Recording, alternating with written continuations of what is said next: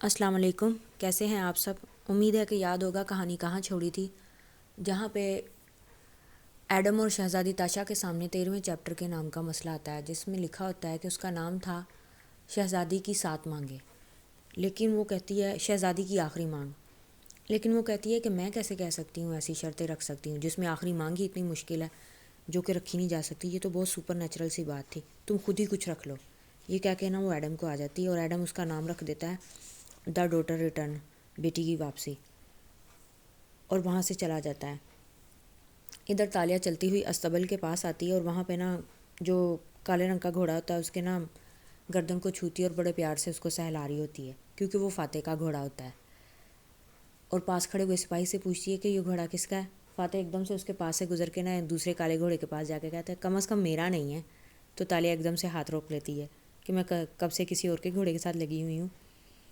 پھر وہ دیکھتی ہے کہ اس کے کندھے کے نا کوئی پھل ہوتے ہیں جو اپنے گھوڑے کے آگے رکھتا ہے اور اس کو کھلاتا ہے۔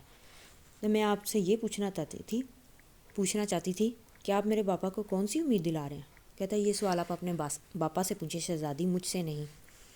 وہ تھیلے سے کچھ چیزیں نکال رہا تھا اور گھوڑے کے ساتھ لگا ہوا تھا۔ کہتی میں نے آپ سے کہا تھا کہ روپوش ہو جائیں، مگر آپ میری اتنی سی بات نہیں مان سکتے؟ جی نہیں مان سکتا، اور کچھ؟ آپ کرنا کیا چاہتے ہیں؟ میں آپ کو بتانا ضروری نہیں سمجھتا شہزادی، آپ مجھ سے اس طرح بات نہیں کر سکتے، میں ہر موقع پہ آپ کے ساتھ کھڑی رہی ہوں۔ فاتح کے ہاتھ تو ایک دم سے نہ رک جاتے ہیں اور وہ اس کی طرف دیکھتا ہے۔ تم مجھے بتائے بغیر میری دنیا سے جا رہی تھی، میں تمہارے پیچھے نہ آتا تو مجھے معلوم نہ ہوتا کہ تم جا چکی ہوتی۔ تالیہ ایک دم سے غصہ کرتی ہے تو کیا آپ نے مجھے بتایا تھا کہ آپ بھول جائیں گے سب کچھ؟ مجھے بھول جانے کا فیصلہ جب کر رہے تھے تو کبھی بتایا تھا آپ نے؟ اتنے مہینے میں آپ کے ساتھ کام کرتی رہی اور کتنی میں نے تکلیف اٹھائی ہے، آپ اس چیز کو جان سکتے ہیں؟ فاتح کہتا ہے اور تمہیں نہیں اندازہ میں کس اذیت سے گزرا ہوں۔ ایک دم سے وہاں پہ نا بارش شروع ہو جاتی ہے۔ فاتح جو ہوتا ہے نا استبل کے نیچے کھڑا ہوتا ہے، اس لیے اس کو بارش نہیں بھگوتی، لیکن تالیہ کو بھگو رہی ہوتی ہے۔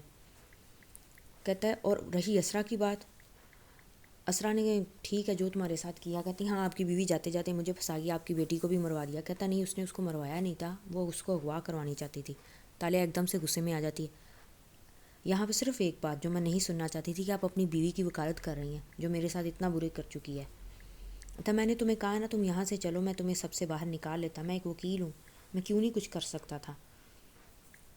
اتی آپ کو جو میرے باپا کے ساتھ کھیلنا ہے کھیلیں، لیکن میں آپ کے ساتھ واپس نہیں آؤں گی، جو کرنا چاہتے ہیں کریں۔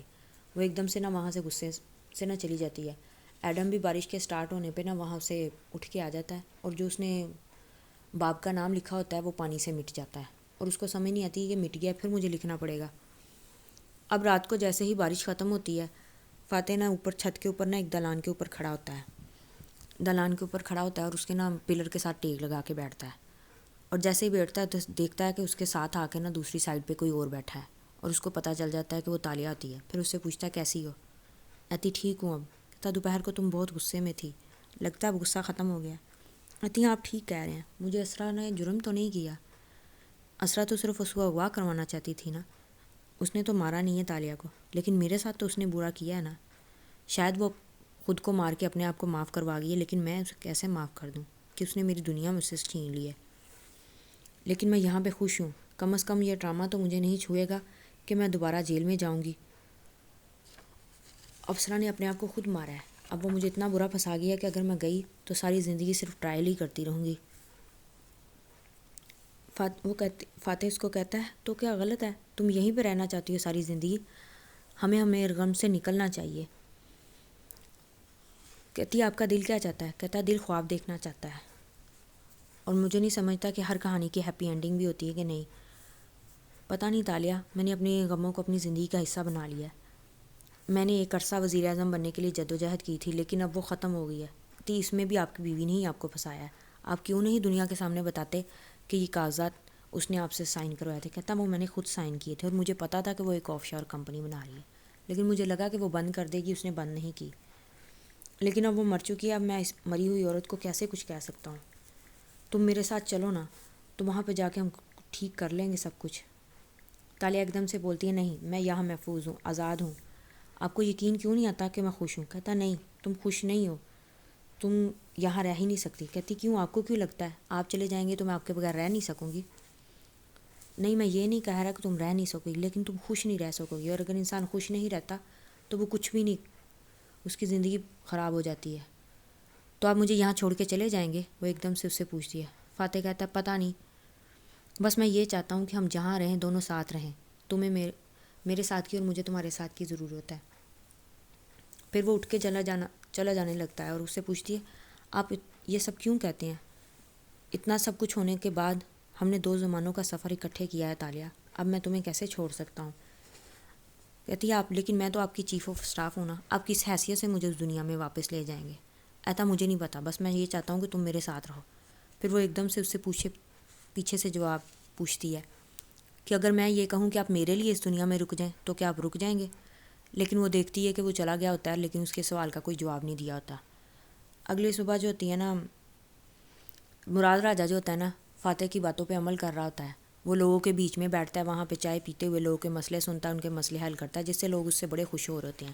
اور جب وہ اٹھ کے دیکھتا ہے نا تو دیکھتا ہے کہ لوگ اس کی بڑی تعریفیں کر رہے ہیں، تو اس کو کہتا ہے فاتح واقعی ایک ایسا انسان ہے جو کسی کو بھی کچھ کا کچھ بنا سکتا ہے، میں نے اس کو اپنے ساتھ رکھ کے بالکل ٹھیک کیا ہے۔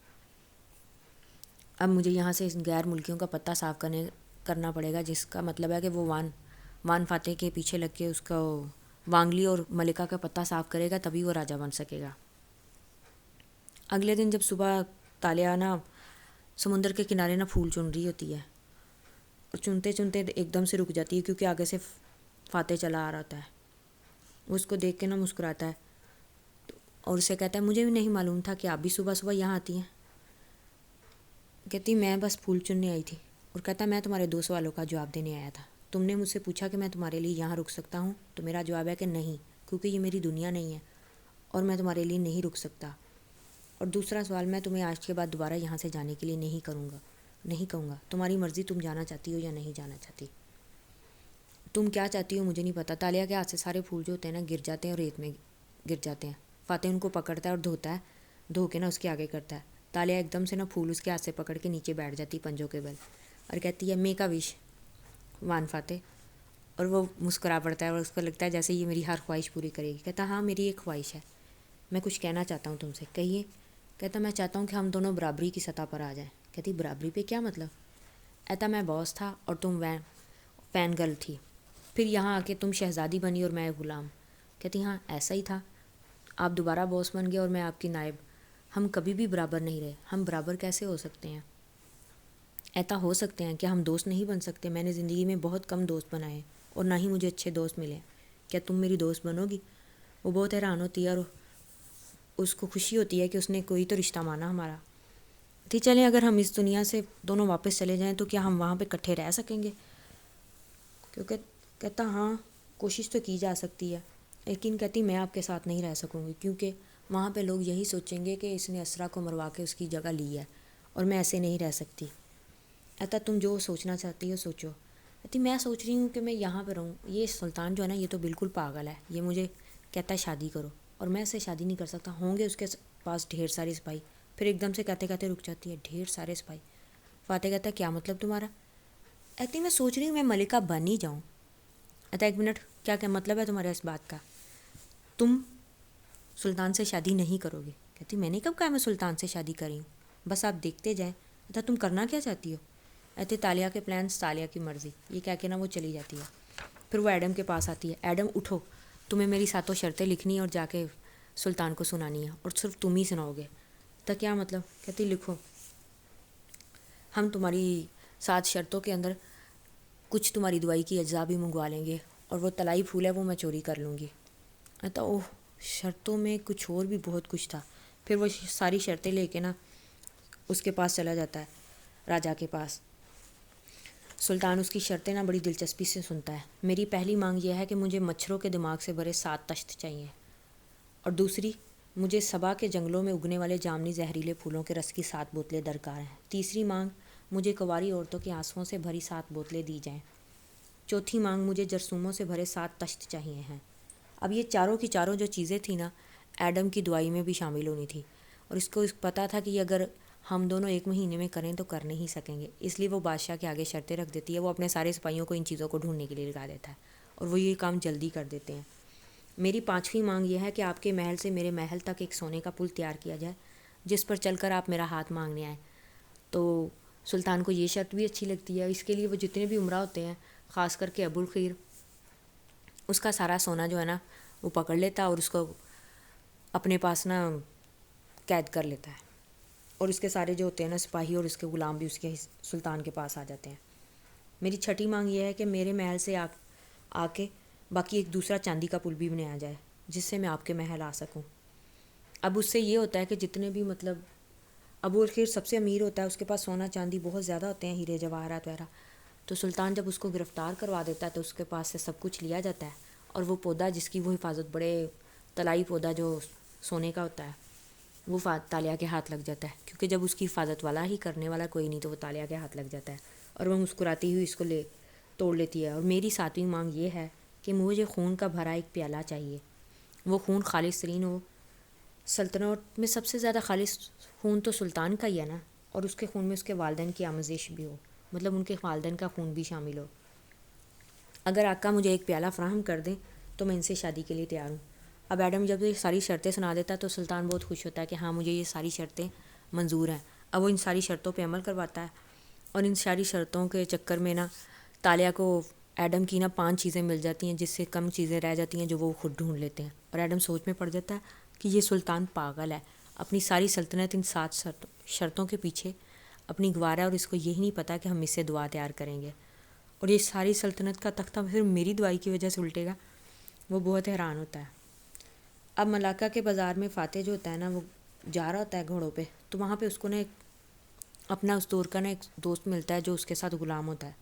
وہ اس کو دیکھ کے نا بڑی عجیب نظروں سے دیکھتا ہے. فاتح رکتا ہے اور اس کو روکتا ہے، کہتا ہے مجھے تمہاری مدد چاہیے. کہتا ہے میں نے تم لوگوں کو آزاد کروا دیا لیکن تم لوگ پھر بھی مجھے آزاد نہیں لگتے. کہتے ہیں ہاں اب ہم اجرت پہ کام کرتے ہیں، نہ اچھا کام کریں تو پیسے کاٹے جاتے ہیں، سمجھ نہیں آتی کیا کریں. کہتا ہے تم میرے لیے کام کرو نا. وانگلی کے سنا ہے آج کل تم وانگلی کی اجرت پہ کام کر رہے ہو، تو وہ کیا کرتا ہے کیا نہیں کرتا تمہیں مجھے اس کے بارے میں سب کچھ بتانا ہے. وہ آدمی مان جاتا ہے اور جا کے وانگلی کو بتا دیتا ہے کہ اس نے آپ کی جاسوسی کرنے کے لیے مجھے بھیجا ہے. تو وانگلی اس سے کہتا ہے ٹھیک ہے تم اس کی بات مانو، اس سے بھی تنخواہ لو، مجھ سے بھی پیسے لیتے رہو، بس میں یہ دیکھنا چاہتا ہوں کہ وہ کیا کر رہا ہے فاتح. اب سلطنت محل سے نا سارے کام شروع ہو جاتے ہیں. ایڈم بھی سارا کچھ مطلب بک پہ لکھتا جا رہا ہوتا ہے. وہ ایک دم سے نا بادشاہ کو سمجھانے کی کوشش کرتا ہے کہ آپ اتنی شہزادی کی شرطیں کیوں مان رہے ہیں. کہتا ہمارے ہاں رواج ہے، شہزادیاں جو بھی شرط رکھتی ہیں ان کی پوری کی جاتی ہیں، اور ویسے بھی مجھے شہزادی کی شرطیں کافی دلچسپ لگی ہیں تو وہ میں مانوں گا. اسپیشل اس نے تمہارے ہاتھ یہ شرطیں بھیجی ہیں تو اچھی شرطیں ہیں. ایڈم اس کو سمجھا نہیں پاتا کہ یہ تو پاگل ہے، میں اس کو کیسے سمجھاؤں کہ اس کی تو سلطنت تباہ ہو جائے گی اس چکر میں. لیکن وہ سنتا ہی نہیں اس کی بات.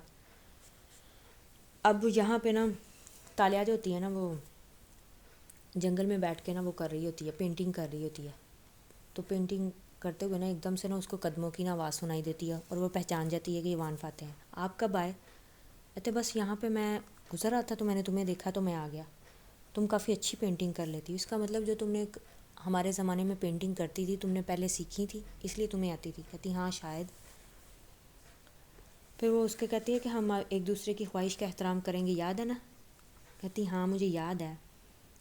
پھر کہتی میں کیا آپ کے لیے کچھ کر سکتی ہوں؟ کہتا نہیں تالیہ، میں نے کہا کہ میں اپنی خواہش چھوڑ دوں گا. پھر وہ اس کو بتاتی ہے کہ میں ایڈم کی دعائی کے لیے یہ سب کچھ کر رہی ہوں. تو کہتا ہے پھر وہ اس سے پوچھتا ہے کیا تمہیں ابھی بھی مستقبل کے خواب آتے ہیں؟ کہتی نہیں وہ نہیں اب آتے، مجھے سمجھ نہیں آتی میں کیا کروں. اور آپ میرے باپا سے چابی کیسے لیں گے؟ آپ کو واپس جانا ہے؟ کہتا ہاں جانا تو ہے لیکن پتہ نہیں آپ لوگ بھی جا پائیں گے کہ نہیں. ایڈم کا کہنا ہے کہ اس کی دعائی مل جائے گی اس کو، اور تمہیں مستقبل کے خواب بھی نہیں آتے. اب ہمارے پاس تو صرف یہ ایک بک ہی راستہ ہے جس سے ہمیں پتہ چلے گا آگے ہم نے کیا کرنا ہے. میں تمہیں بتاتا ہوں کہ وانگلی کا بتایا تو نہیں گیا تھا کہ وانگلی کو کیسے ہٹایا گیا تھا، لیکن کچھ تھا کہ اس نے کچھ چھپایا ہوا تھا جو اس کے سامنے آیا تھا اور اس کو ہم نے نکال دیا تھا سلطنت سے. کہتی اچھا تو اب آپ وہ کرنا چاہتے ہیں میرے باپا کے ساتھ مل کے؟ کہتا ہاں بس کل اس کے خلاف ہی قدم اٹھانا ہے. اب اگلے دن وہ تیاری کر رہے ہوتے ہیں کہ وانگلی کا پیچھا کیا جائے کیونکہ وانگلی ایک قلعے کی طرف جاتا ہے. تو راجہ مراد اس کو بار بار کہتا ہے کہ یہ ٹھیک کر رہے ہیں ہم، اگر ہم نے اس کے ساتھ کچھ غلط کر دیا نا، کیونکہ وہ ایک چینی سفیر ہے تو بہت برا ہوا. کہتا کوئی بات نہیں، میں اس کا ذمہ دار ہوں نا، آپ بے فکر رہیں. تو راجہ مراد اس کی بات سے باہر آتا ہے ٹہلنے کے لیے اور ایڈم کو وہاں دیکھتا ہے. کہتا ہے تم ابھی تک شریک ہو. کہتا آپ نے مجھے چھوڑا تو نہیں تھا کسی بھی قابل، لیکن پھر بھی ٹھیک ہوں میں. کہتا آپ تم اپنی دنیا میں واپس چل جانا، ویسے میرے پاس کوئی چابی نہیں ہے جس سے جا سکو. کہتا کیا مطلب، میں اکیلا کیوں جاؤں گا، وان فاتح میرے ساتھ جائیں گے نا، اور شہزادی تاشا. کہتا ہے شہزادی تاشا تو تمہارے ساتھ نہیں جائے گی، اور اس کو میں نہیں جانے دوں گا. مجھے وان فاتح اچھا لگا ہے، اس کی باتیں اچھی ہیں، وہ مجھے راجہ بنائے گا اور میں اس کو اپنا گندا ہارا بناؤں گا ساتھ میں. تم مختلف ہو، تم عام ہو، تم اپنی دنیا میں جا سکتے ہو، لیکن میں تمہیں ایک بات بتاؤں، میرے پاس چابی ہے ہی نہیں، اور نہ میں چابی نہیں بنا کے دوں گا. اس لیے جیسے ہی تم ٹھیک ہوگے میں تمہیں کسی دور جزیرے پہ بھیج دوں گا، ان دونوں کی نظروں سے دور. اور ایڈم حیران ہو جاتا ہے، اگر اس کے پاس چابی نہیں ہے تو ہم واپس کیسے جائیں گے. اب سن باؤ اگلے دن نہ اپنے وہی قلعے کی طرف جا رہا ہوتا ہے، وہاں پہ جا کے بھی کھڑا ہی ہوتا ہے تو دیکھتا ہے اس کو سپاہی فاتح اور راجہ مراد گھیر لیتے ہیں. تو سن باؤ جو ہے نا بہت زیادہ گھبرا جاتا ہے. فاتح اس کو کہتا ہے جاؤ قلعے کے اندر دیکھو کیا ہے، لیکن جب وہ سپاہی اندر سے قلعے کو چیک کر کے آتے ہیں اندر کچھ بھی نہیں ہوتا، اور سن باؤ بھی تھوڑا ریلیکس ہو جاتا ہے. تو فاتح کو سمجھ نہیں آتی اگر قلعے کے اندر کچھ ہے نہیں تو اس کا راز ہم کیسے فاش کریں گے. تو وہ سوچ میں پڑ جاتا ہے کچھ تو غلط ہے، کچھ غلط ہوا ہے. ایسا کیا غلط ہوا ہے ہم سے کہ سمجھ نہیں آ رہی. بک میں تو لکھا تھا کہ اس نے کچھ ایسا چھپایا ہے جس کو باہر لانے سے وہ پھنس گیا تھا. اب میں کیا بتاؤں گا. راجہ مراد بھی پریشان ہو جاتا ہے. سن باؤ یہ کہہ کے چلا جاتا ہے کہ میں تم لوگوں سے اس بات کا بدلہ ضرور لوں گا، تم لوگوں نے میرے ساتھ غلط کیا ہے، میں چینی سفیر ہوں. یہ کہہ کے نا وہ چلا جاتا ہے. راجہ مراد پریشان ہو جاتا ہے، اب ہم کیا کریں گے، تم نے مجھے کہاں پھنسا دیا. اتا کچھ تو ہے، تاریخ کی کتابیں غلط نہیں ہو سکتی. وہ ایک دم سے نا وہاں سے آتا ہے تالیہ کے پاس. تالیہ ابھی بھی پینٹنگ کر رہی ہوتی ہے. کہتی آپ کو وانگلی کا راز مل گیا. کہتا نہیں، مجھے اس قلعے میں کچھ نہیں ملا. تالیہ کو افسوس ہوتا ہے، مگر خیر آپ فکر نہ کریں، آپ وانگلی کے خلاف کچھ اور ڈھونڈ لینا. کہتا نہیں تالیہ تم میری بات نہیں سمجھ رہی، وہ کتاب ہم سے جھوٹ بول رہی ہے، اس کتاب میں اس وقت غلط لکھا گیا ہے. تالیہ تمہاری شرط ہے، تم نے سلطان کو مارنے کی شرط رکھی ہے آخری. ہاں رکھی ہے، لیکن وہ بیوقوف ہے، وہ اپنے آپ کو مارے گا نہیں. ایتا نہیں، اس کے حساب سے آج کا دن نہیں ہے، آج کے دن سلطان نے اپنی آخری شرط پوری کرنی تھی. تم نے کیا پڑھا تھا بک میں کہ تم نے کیسے روکا تھا. کہتی بک میں یہ لکھا تھا کہ میں جادو کے ذریعے وہاں پہ آئی تھی. اور کہتا تمہیں کوئی جادو نہیں آتا تو تم اس کو کیسے روکو گی اگر اس نے اپنے آپ کو مار لیا تو. تو تالیہ بھی ایک دم سے پریشان ہو جاتی ہے. وہ اپنی بگی پہ بیٹھ کے نا سلطان کے محل پہ جاتی ہے. فاتح بھی اس کے پیچھے آتا ہے. اندر جاتی ہے وہ اتنی پریشان ہوتی ہے کہ جوتی بھی اتار دیتی ہے اور بھاگی بھاگی نا سپاہیوں سے پوچھتی ہے کہ آقا کدھر ہیں. تو سپاہی اس کو کہتے ہیں کہ آقا اس کمرے میں ہے. وہ جیسے ہی اس کمرے میں جاتی ہے دیکھتی ہے کہ سامنے تخت پر نا کچھ کوئی لیٹا ہوتا ہے، اور جو راجہ سلطان ہوتا ہے نا وہ ایسے کھڑا ہوتا ہے ادھر کو، اس کو کھڑا ہوتا ہے. تو وہ ایک دم سے جب مڑتا ہے نا اس کے ہاتھ میں تازہ خون کا پورا پیالہ ہوتا ہے. اس تخت پہ وہ دیکھتی ہے ایک بچہ ہوتا ہے کوئی 11 سال کا. اب دراصل وہ سلطان کا چھوٹا بھائی تھا اور تالیہ یہ بات نہیں جانتی تھی. سلطان نے اپنے اس بھائی کو مار دیا ہوتا ہے شہزادی کی شرط پوری کرنے کے لیے، کیونکہ اس نے اس کا خون مانگا تھا. بھائی ظاہر اس کا تھا اور اس کے ماں باپ کی خون کی بھی آمیزش اس میں شامل تھی. تالیہ ایک دم سے پریشان ہو جاتی ہے، یہ آپ نے کیا کیا. کہتا آپ کی شرط پوری کر دی، آپ کو ایسا ہی خون چاہیے تھا نا. وہ جب بچے کو دیکھتی ہے بچہ مر چکا ہوتا ہے وہ اتنی پریشان ہو جاتی ہے. کہتی میں نے ایک بچے کو مروا دیا، آپ کا کوئی بھائی تھا مجھے پتہ نہیں تھا. کہتا ہاں میرا بھائی تھا، میرے تخت کا وارث بھی ہو سکتا تھا. آپ کی شرطوں کا شکریہ جس کی وجہ سے میں اپنے بھائی کو مار سکا. مجھے ملکہ نے کافی دفعہ کہا تھا کہ اس کو میں ختم کر دوں، لیکن میں مار نہیں سکتا تھا. اب کوئی بھی دنیا کی چیز میرے پہ مقدمہ نہیں کر سکتی، کیونکہ ہونے والی ملکہ کی شرائط کو پورا کرنے کے لیے جو بھی کیا جائے اس کے اوپر کوئی مقدمہ نہیں بنتا. تالیہ ایک دم سے پیچھے ہٹتی ہے. یہ میں نے کیا کر دیا، میری وجہ سے ایک بچہ مر گیا. وہ اس کو خون کا پیالہ دیتا ہے لیکن وہ پکڑتی نہیں اور باہر کو بھاگتی ہے. سارے اسے بلا رہے ہوتے ہیں لیکن وہ کسی کی آواز نہیں سنتی. باہر نہ فاتح اس کا انتظار کر رہا ہوتا ہے. کہتا کیا ہوا. کہتی وہ اس نے ایک بچے کو مار دیا. مرسل شال کا ایک بھائی بھی تھا، اس نے اپنے بھائی کو مار ڈالا. فاتح بھی ایک دم سے حیران ہو جاتا ہے. کیا. کہتا ہمیں اس کتاب نے دھوکہ دیا ہے، یہ لوگ پاگل ہیں، یہ پاگل دنیا ہے. وہ خوف سے اور روتے ہوئے بار بار کہتی ہے انہوں نے ایک بچے کو مار ڈالا، آریانہ جتنے بچے کو، میں نے ایک بچے کو مار ڈالا فاتح. وہ روتی ہوئی اس کا بازو پکڑتی ہے اور روتی جاتی ہے. میری مانگوں کی وجہ سے ایک بچہ مر گیا، مجھے نہیں چاہیے یہ محل، میں کوئی شہزادی نہیں، میں تالیہ ہوں، میں KL کی تالیہ مراد ہوں۔ آپ مجھے واپس لے جائیں، میں سب چیز کا سامنا کر لوں گی، میں میڈیا کا سامنا کر لوں گی، عدالت کا سامنا کر دوں گی، مجھے جیل جانا پڑا چلی جاؤں گی، مگر میں یہاں نہیں رہ سکتی۔ یہ کریزی لوگ ہیں، یہ ہمیں بھی مار دیں گے۔ پلیز تالیہ کو تالیہ کی دنیا میں واپس لے جائیں۔ فاتح ایک دم سے اس کا ہاتھ پکڑتا ہے اور اس کو دلاسا دیتا ہے، کیونکہ وہ دیکھتا ہے کہ اب وہ بہت ڈر گئی اور خوفزدہ ہے۔ اس دفعہ فاتح کہتا ہے میں تمہیں کہا تھا نا، میں تمہیں پہلے بھی بچا لوں گا، اور اب میری بات مانو، جاؤ۔ پھر وہ اس کو بگی پہ بٹھاتا ہے اور بھیج دیتا ہے، اور سلطان کے محل کی طرف دیکھ کے کہتا ہے ہم اپنی دنیا میں واپس ضرور جائیں گے، اور ان میں سے کوئی بھی ہمیں نہیں روک سکے گا۔ تو یہ شہزادی کی آخری مانگ پارٹ یہیں پہ ختم۔ اگر آپ کو کہانی اچھی لگی ہے تو please like, subscribe, share my channel. Take care, اللہ حافظ۔